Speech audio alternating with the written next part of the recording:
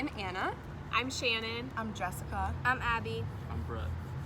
And our topic is intercultural relationships.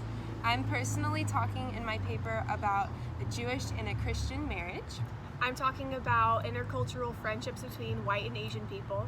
I'm talking about intercultural relationships between friends and romantically and how they have changed over time.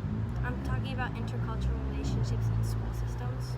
I'm talking about an intercultural relationship between my Cuban friend and his white girlfriend. And here's what we learned. I interviewed my TA for my Teaching Diverse Populations class.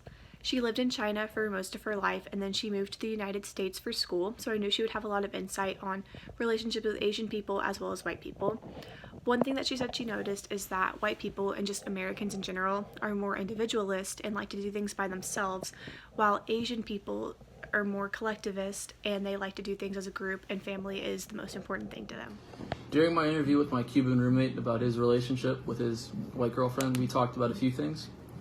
One thing that we really focused in on was how he felt like they were perceived as a couple.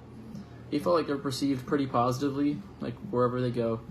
But they do hang out mostly on college campuses, so they felt like that might have to do with some of like the forward thinking about intercultural relationships. He said that there are some second looks that do happen, but they don't happen frequently enough to really bother him, is what he was telling me. My topic is interracial relationships and friendships and how they have changed over time. Partially how they've become more acceptable, but also where they haven't become as acceptable as they should be. So I've done a lot of research and also multiple interviews with people who are in interracial relationships, people who are biracial, also people who just have a history with interracial relationships. I've also self-reflected a lot throughout my research and interviews and wrote about my personal experience with this topic as well. So for my final project, I interviewed Mr. Jamie and Miss Betsy Morris. Betsy is Jewish and Jamie is Christian. And I asked them what makes their marriage happy and healthy. And Jamie said, well, I love her, so that tends to override everything else. And Betsy said that they're opposites, but they can always see each other's point of view on things. And being in love helps a lot too. So I learned so much from them just from that interview.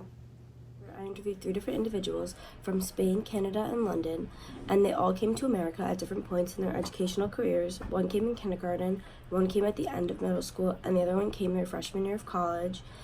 Through a series of questions, these individuals helped me determine whether or not that there are learning gaps for immigrants or if they're treated differently in school systems by their peers and by teachers.